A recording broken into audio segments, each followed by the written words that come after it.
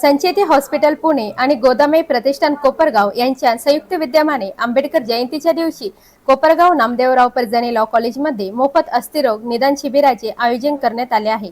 मंगळवार दिनांक 14 एप्रिल रोजी सकाळी 10 ते 2 या वेळेत आलेल्या सर्व रुग्णांची मोफत अस्थिरोग तपासणी संचेती हॉस्पिटलचे तज्ञ डॉक्टर करणार आहेत।